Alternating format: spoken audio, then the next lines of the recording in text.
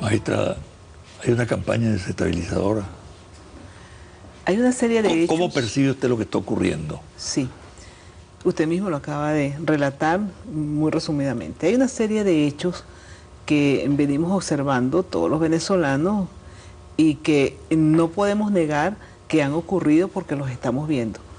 Los ataques a la Fuerza Armada Nacional, una institución que dentro de todo proceso democrático tiene un rol fundamental. Los ataques a los poderes públicos, ya desde mucho antes veníamos viendo ataques aislados, pero ahora nos hemos dado cuenta de que los ataques ya van directamente establecidos dentro de casi que un flujograma de estos ataques, ¿no? Y por supuesto esto va acompañado inmediatamente de acciones hacia afuera, alegando pues que los organismos internacionales deben juzgar actitudes, comportamientos o decisiones internas que autónomamente los poderes públicos venezolanos hemos tomado. Yo creo que sí, eso es una desestabilización, porque existen en Venezuela, dentro de la Constitución y dentro de las leyes, los instrumentos como para que se puedan desarrollar las libertades y se puedan resolver los problemas. Cuando se está estableciendo una campaña de esta naturaleza, ¿verdad? Y sobre todo no se espera respuesta de los poderes, sino que inmediatamente se recurre a los órganos internacionales como queriendo provocar una reacción externa hacia nuestro país. Indudablemente que hay una campaña de desestabilización. Y allí pues nosotros debemos asumirlo con toda responsabilidad, o sea, nuestra obligación como poderes públicos es preservar la democracia y preservar justamente el desarrollo de lo que establece el artículo 2 de la Constitución, un Estado social de justicia, de derecho y por supuesto un Estado de derecho en el cual las leyes sean el norte y sean la vía para resolver los problemas que pudiesen presentarse. Efectivamente, usted lo acaba de señalar, hay una especie de transnacionalización de la administración de justicia, ¿no? Exactamente. Sí. Se bypassea la justicia nacional, se recurre a instancias internacionales. Si aquí se denegara la justicia, si no existiera un Estado de Derecho, si esto fuera una dictadura, sería explicable. Pero aquí funcionan los poderes públicos. Así es. Únicamente que cuando no funcionan a favor de lo que uno desea, inmediatamente son cuestionados. Lo hemos visto en este caso de la libertad de expresión, que está consagrada en el artículo 57 de la Constitución, ¿no? Se garantiza a todo el mundo el derecho a expresarse libremente. Pero también se dice en ese artículo que hay la responsabilidad por parte de quienes se expresen. Es decir, que hay un límite que está consagrado en la propia Constitución. Ahora, para un magistrado como usted, para la Administración de Justicia en Venezuela, ¿cómo encarar este dilema que se está planteando? De sectores del país que no reconocen la existencia de un Estado de Derecho y que recurren a otras instancias. ¿Y cómo queda entonces la justicia venezolana? ¿Cómo queda el Estado de Derecho? Yo creo que lo que se nos plantea es la defensa de la soberanía. No olvidemos que la jurisdicción, es decir, la capacidad de juzgar, es es la primera manifestación de soberanía que tiene un país. Entonces nosotros tenemos que defender nuestra jurisdicción, nuestra capacidad de juzgar los hechos que aquí ocurren. Y por supuesto somos respetuosos de todos los acuerdos internacionales que ha suscrito Venezuela, siempre y cuando esos órganos internacionales respeten también nuestra soberanía y nuestra jurisdicción interna. No es posible, por ejemplo, que un hecho ocurrido en Venezuela se soslaye la justicia venezolana e inmediatamente sea planteada fuera. Pero además hay un hecho que venimos observando desde hace mucho tiempo.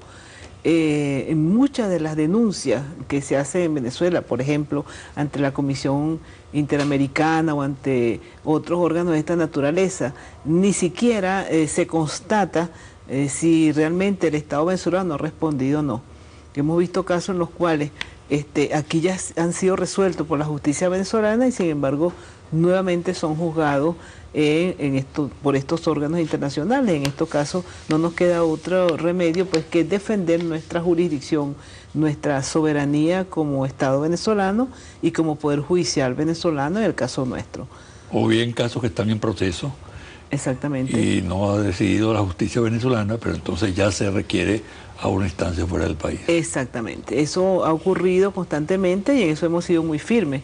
Incluso la Sala Constitucional del Tribunal Supremo de Justicia ha afirmado a través de su sentencia que Venezuela no puede aceptar la ejecución de sentencias que violen nuestra Constitución y nuestros principios constitucionales. Cuando se mantiene una posición de ese tipo, la que usted señala, se corre el riesgo de decir que la justicia venezolana está comprometida, que es una justicia manipulada por el Ejecutivo Nacional, que es una justicia al servicio del jefe del Estado o de otros órganos de la administración pública. Bueno, no. Fíjese que lo que ocurre es que se está viendo con una visión muy parcial, ¿verdad? Porque cuando se actúa de acuerdo a los nuevos paradigmas constitucionales y un cuerpo de leyes que obedecen a la Constitución, indudablemente que los resultados son totalmente distintos a los que ocurrían en vigencia de la Constitución de 1961. Entonces, cuando ocurren esos resultados que sorprenden a aquellos que no se han paseado realmente por los grandes cambios que han ocurrido en el ordenamiento jurídico venezolano, les parece pues que realmente se está o politizando el Poder Judicial o se están dando respuestas que no corresponden. Pero si se analiza desde el punto de vista técnico las decisiones de los tribunales venezolanos, en su mayoría hay excepciones, pero en su mayoría nos vamos a encontrar que son respuestas jurídicas apegadas a la Constitución y a la nueva interpretación constitucional. No podemos nosotros pretender que en estos momentos las respuestas se den de acuerdo a unas realidades jurídicas que han desaparecido y que han sido superadas. Una distinción obvia, evidente, entre la Administración de Justicia durante la Cuarta República y la actual Administración de Justicia, para usted. Bueno, una de las interpretaciones más importantes está en la institución de los derechos colectivos o difusos, que anteriormente no tenían la preponderancia que tienen hoy día. Hoy día los derechos colectivos los ejercen los ciudadanos venezolanos y la Defensoría del Pueblo con tanta fuerza como los derechos individuales. Recordemos que el amparo constitucional, por ejemplo, tenía mucho auge en Venezuela, pero el amparo constitucional defiende derechos individuales. Hoy día la defensa de los intereses difusos y colectivos tiene una gran preponderancia. Eso incide en que indudablemente que el derecho de algún particular pudiese verse afectado frente a los derechos de un colectivo. Pero eso está en la Constitución, está desarrollado en la Constitución, es el mejor ejemplo de los grandes cambios, no existía en la Constitución del 61.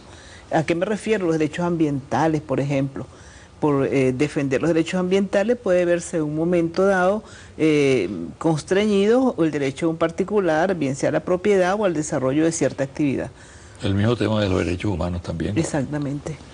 Ahora, ¿cómo hacer frente a esa matriz que se ha pretendido crear y que algunos participan de ella, en el sentido de que esta es una justicia comprometida, digitalizada? Yo creo que tiene que ser dando a conocer estos elementos novedosos de la justicia que no hacen más que desarrollar un proyecto constitucional distinto. Y allí yo sí creo que tenemos culpa un poco los integrantes pues, de algunos poderes y en el caso del Poder Judicial, el mantenernos todavía bajo aquella visión anterior de que el juez debía mantenerse encerrado en su despacho y no salir, ¿verdad?, a la calle. Yo pienso que debemos que cambiar eso. El juez tiene que ser un líder en su comunidad, tiene que salir, tiene que explicar esta nueva visión del derecho, tiene que tener más contacto con la comunidad, porque de no ser así, nunca nos van a comprender y siempre va a quedar la duda de si realmente los jueces obedecemos una línea de una persona o obedecemos una línea constitucional que nos obliga a todos los poderes. Mire, magistrada, el artículo 23 de la Constitución consagra que los acuerdos, tratados, convenciones referentes a derechos humanos suscritos por el país prevalecen sobre lo establecido por la Constitución venezolana. Esto, usted sabe perfectamente, me estoy refiriendo a un caso concreto, ¿no?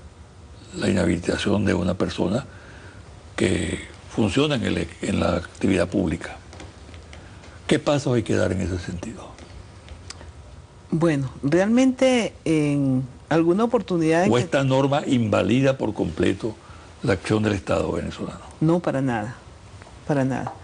La interpretación que nosotros debemos dar a la norma es siempre pasando por el tamiz de que esos convenios y esos acuerdos, tratados internacionales deben ser revisados por la Constitución, en la interpretación y la aplicación de la Constitución. Indudablemente que la visión de los derechos humanos hoy es diferente, hay que revisarla. No es lo mismo la visión que se tenía en los años 60 de los derechos humanos a la que tenemos hoy día. Hoy estamos hablando de derechos que van mucho más allá de lo que en ese momento se veía. Anteriormente los derechos humanos se circunscribían fundamentalmente al hecho del Estado que perseguía a los desaparecidos, a los torturados, etcétera. Hoy día los derechos humanos se refieren también al derecho a la vivienda, por ejemplo, al derecho a la alimentación, a la salud. Entonces son derechos humanos que están desarrollados con una visión mucho más profunda y más social que la visión anterior. Y esos tratados, casi todos, fueron firmados en épocas anteriores.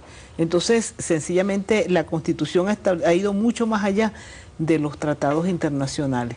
Yo creo que en Venezuela la materia de derechos humanos hoy día está más desarrollada y las ejecutorias se han visto con más fuerza que en épocas anteriores. Para concluir, ¿qué visión tiene usted sobre el futuro inmediato del país? De ese alto cargo que usted tiene. Yo creo que el país en este momento está en un paso mucho más profundo de lo que son los cambios sociales, económicos y por supuesto también jurídicos, ¿verdad? Y este momento es lo que lleva a que casi todas las situaciones que se presentan, la gente las califica como crisis. Entonces cuando ocurre algo que es totalmente distinto y está cambiando el país, se habla de crisis.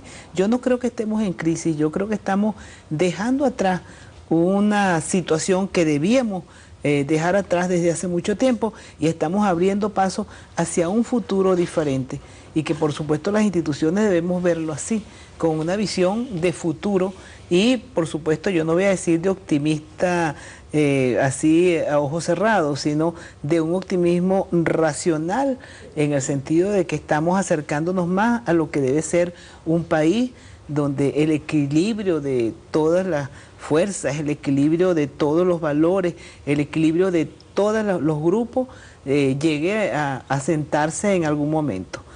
Yo no hablaría de crisis, yo hablo de cambio y creo que todos debemos tener una visión clara de que la Constitución nos estableció un camino de cambio y a medida que nos vamos acercando más a esos cambios, hay muchas personas que se sienten constreñidas o a cambiar o a replegarse porque están constituyendo hoy día una minoría. Eso es evidente. Bueno, muchísimas gracias. Mucha suerte. Gracias. Gracias. Una pausa y al regresar los confidenciales.